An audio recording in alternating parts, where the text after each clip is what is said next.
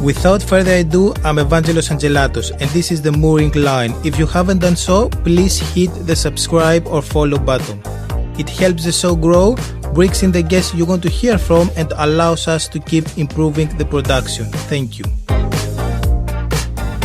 Welcome to our special series dedicated to the well-being of yacht crews. The Mooring Line Crew Edition is a platform created to support crew members with practical resources while also bringing important attention to mental health in the yachting industry.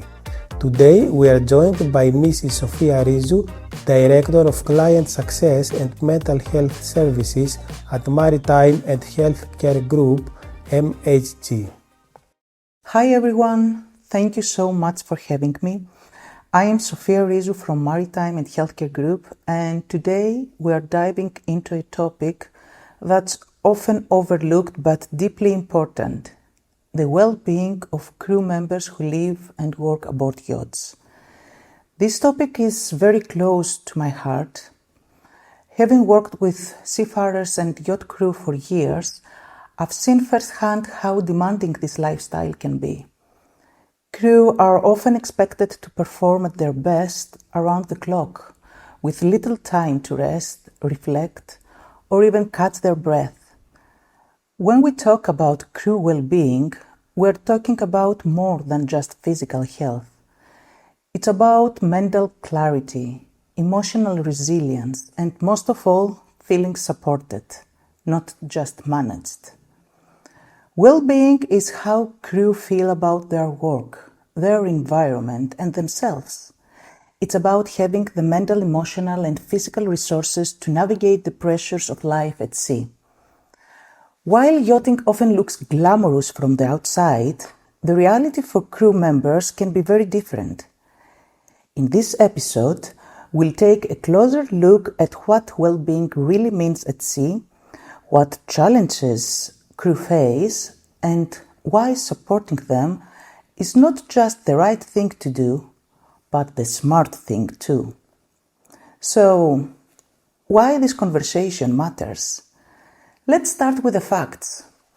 According to recent maritime mental health studies, around 25% of seafarers experience symptoms of depression or anxiety, yet nearly half never speak up or seek help.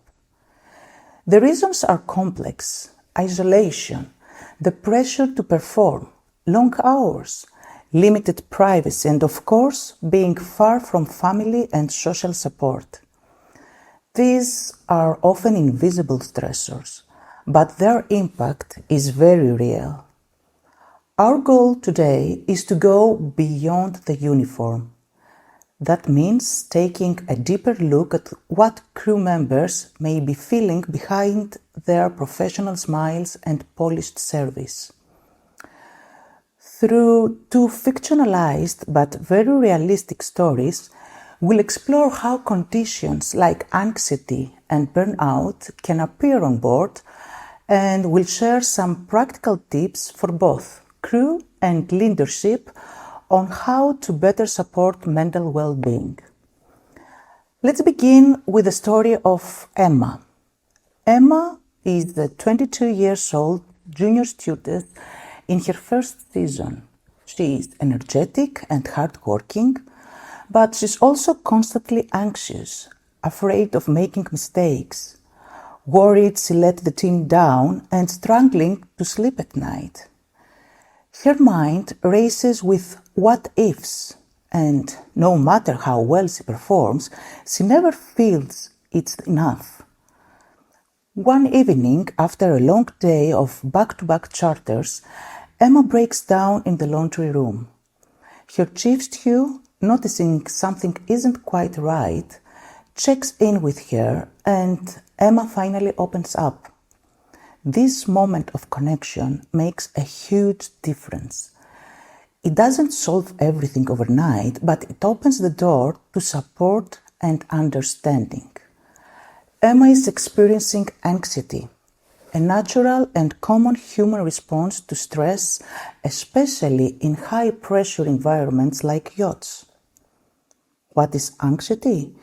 Anxiety, in simple terms, is a feeling of worry, nervousness, or unease about something with an uncertain outcome.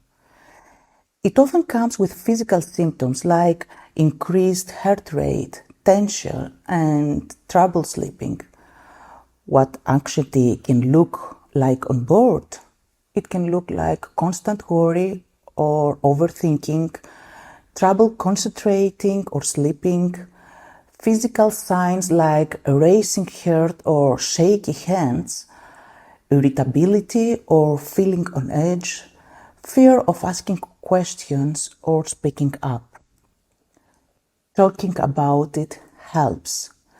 Saying, "I'm struggling today," or "I feel anxious" to someone who listens can lighten the emotional load. There is no shame in feeling anxious. It's part of being human. And on a yacht, where emotions overstay bottled up, open communication can be a game changer. Now, I'm moving forward to our second story. It's about Carlos. Carlos is a 35 years old, hardworking also officer who's been working in yachting for over a decade.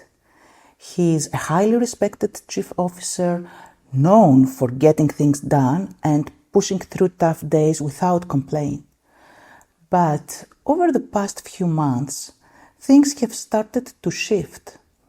Carlos is finding it hard to get out of bed in the morning. He is losing patience with his team, missing small details and feeling more and more emotionally drained.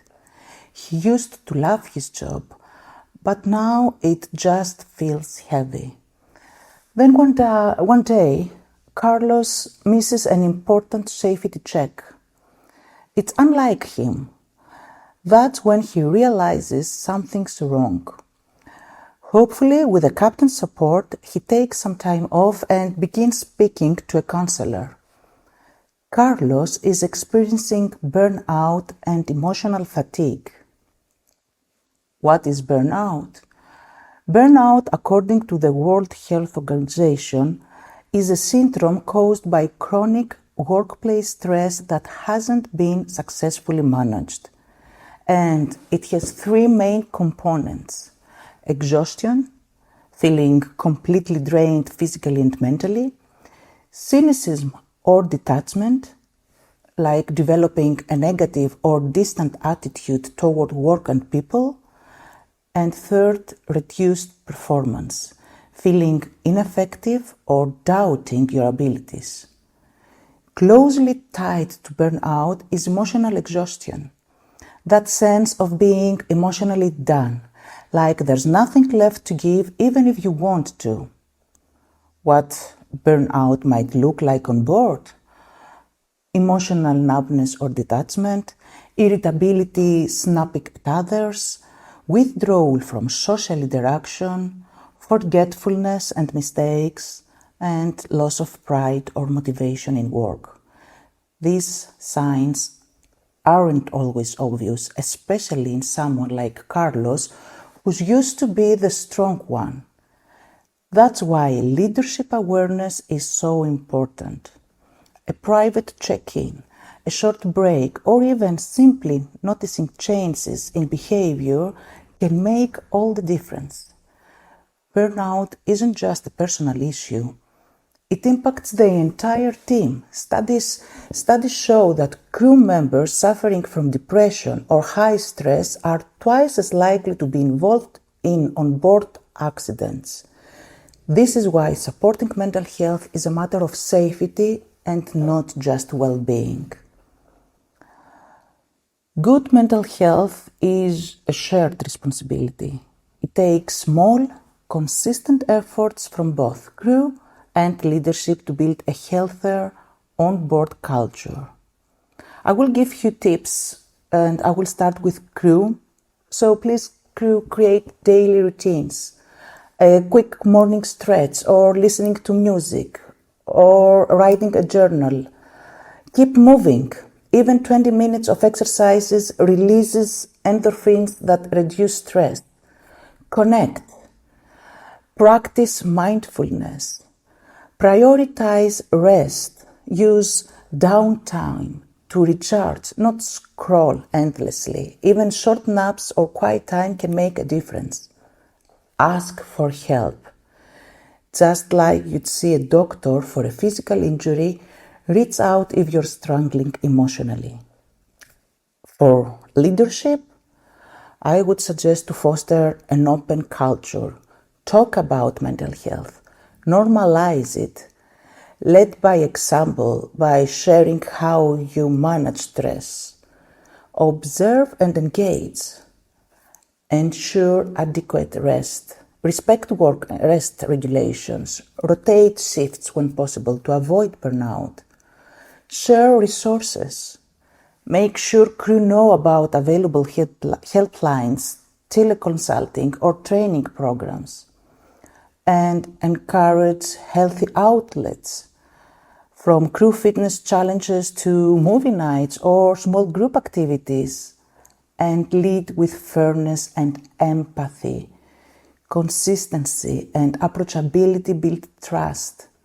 Recognize good work. It goes a long way. Why this matters? Let's zoom out for a moment and consider the bigger picture. Safety.